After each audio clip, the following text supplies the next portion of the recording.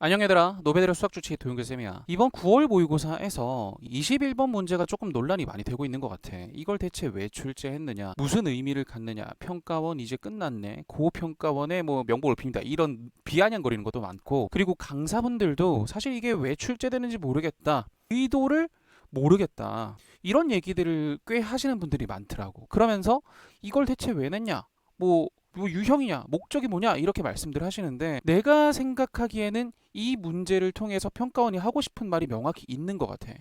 어떻게 보면 내 뇌피셜이지만 내가 생각했을 때 평가원은 이런 논리로 출제를 했고, 이런 논리라면 앞으로 이렇게 출제될 수 있지 않을까라는 얘기까지 한번 해보려고 해. 자, 일단 문제를 한번 풀어보도록 할게. 지금 당장 우리가 구해야 되는 거는 f'3의 값을 구해야 돼. 그럼 f'3을 구하기 위해서는 fx가 뭔지를 알아야 되는 게 당연하겠지. 근데 최고차의 계수가 1인 3차 함수 fx라 그랬고, 그럼 fx에 대한 정보가 뭐가 있는데 라고 봤는데, 모든 정수 k에 대해서, 그리고 이 정보 식이 딱 하나밖에 없어. 또 어떤 분들은 막 이거를 모든 정수니까 모든 정수들을 하나하나 여기 다 넣어볼 수 있다, 이런 얘기를 하시던데 말이 안 되는 얘기입니다. 모든 정수를 여기 다 집어넣는다고요? 그럼 몇부터 몇까지 집어넣나요? 그건 깬또예요. 그렇게 푸는 게 아닙니다. 일단 생각을 하셔야 돼.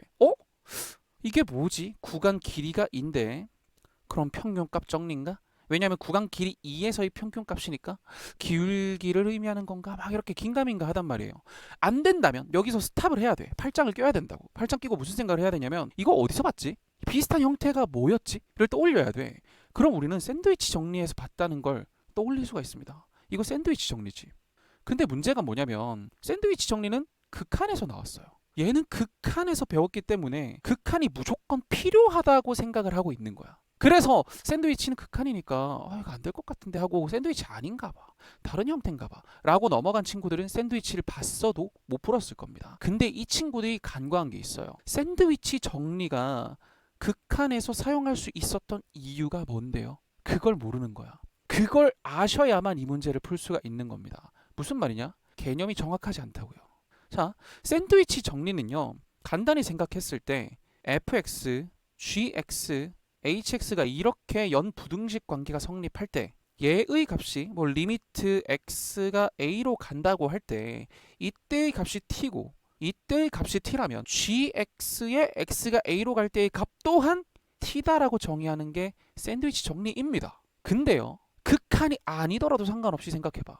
극한이 아니더라도, 이게 없더라도 얘랑 얘가 같다면요, 무조건 가운데 것도 같아야 해요. 상식적으로 그렇잖아. 샌드위치 성립 원인을 생각해봐야 돼. 작은 것보다 크고 큰 것보다 작은데 작은 것과 큰 게 서로 같아.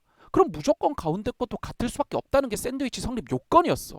그럼 이 요건을 그대로 만족해주기만 하면 되니까 우린 이걸 보는 순간, 얘랑 같을 수가 있을까? 라는 생각을 떠올려야 된다는 얘기예요. 샌드위치를 봤다면 이거 두 개 같을 수 있어? 라는 생각으로 넘어가는 게 수순이에요. 극한을 떠올리는 게 아니란 말이야. 그래서 우리는 2k-8이 4k제곱 플러스 14k가 될 수 있는 걸까? 라고 생각을 하게 되면 4k제곱 플러스 12k 플러스 8이 0이 돼서 k 플러스 1, k 플러스 2가 되니까, 따라서 k는 마이너스 1과 마이너스 2가 되는구나. k가 마이너스 1과 마이너스 2가 된다면 값이 같아지는구나. 이 생각을 하고 접근을 할 수 있는 겁니다. 애초에 그래요. 그러니까 이거는 출제의 목표가 없는 게 아니라요, 무슨 말을 하는 거냐면 개념 공부 꼼꼼히 하고 있는지 물어보고 있는 거예요. 무슨 말이냐? 샌드위치 정리 그냥 냅다리 외우지 말라고. 냅다리 외우지 말고 얘가 어떻게, 왜 성립하는지 이거를 생각하면서 공부를 하시란 얘기를 하고 있는 겁니다. 그러니까 너네가 그냥 개념만 아무 의미 없이 그냥 막 외우는 거는 사실 의미가 없을 수도 있다. 그러니까 왜 성립하는지 항상 생각을 하면서 개념 공부를 똑바로 하길 바란다, 이렇게 얘기를 하고 있는 것 같아요. 이 문제뿐만이 아니죠. 다른 문제들도 다들 마찬가지예요.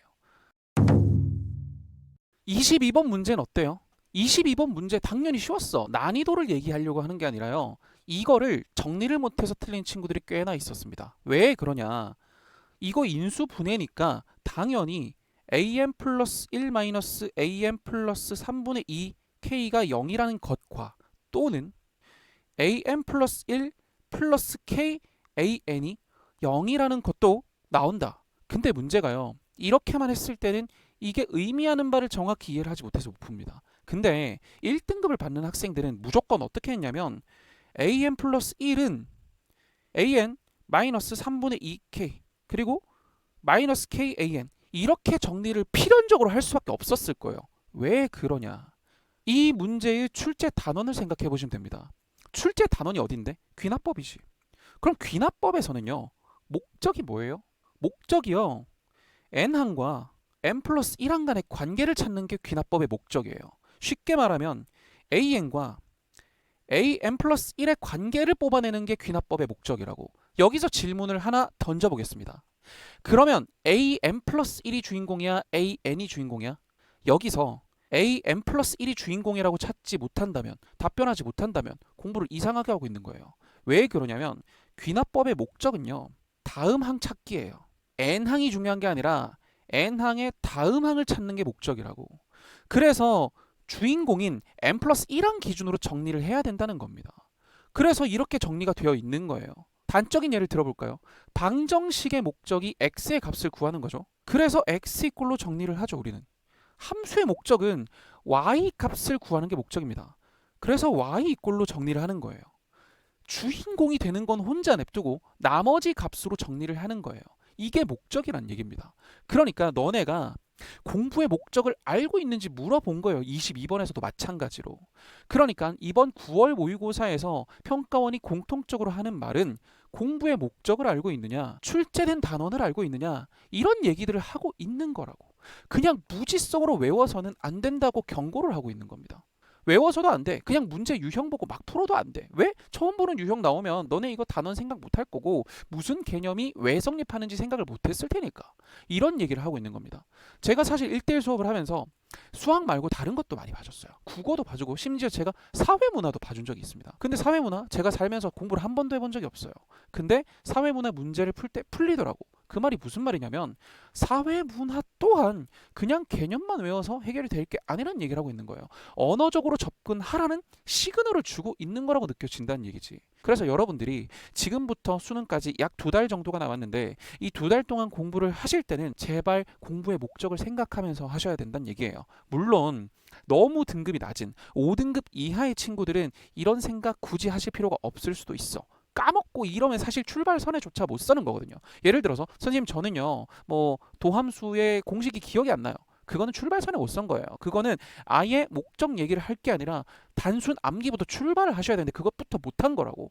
그래서 그런 걸 다 끝내고 공식 모르는 거 하나도 없고 개념 모르는 거 하나도 없을 때 그때부터는 목적을 생각하면서 문제를 푸셔야 된다는 얘기입니다. 무슨 말인지 아시겠죠? 그래서 저는 21번 문제가 아무 의미가 없지 않다라고 생각해요. 분명히 의미가 있고 평가원이 원하는 시그널이 있다는 겁니다. 우리는 여기에 맞춰서 수능을 대비할 거고요. 그렇게 대비해서 수능에서 커리어 하이를 받아낼 겁니다. 아시겠죠? 이처럼 생각보다 별거 아닌 것 같아 보여도 많은 의미가 담겨 있는 경우가 꽤나 있다는 겁니다. 그래서 여러분들은 이런 것들을 생각을 좀 하시면서 준비를 좀 하시길 바라고 여러분들이 좋은 결과를 받아가실 수 있도록 저는 계속해서 콘텐츠를 연구하고 만들어내도록 하겠습니다. 아시겠죠? 그럼 여러분들의 완치를 빌도록 하겠습니다.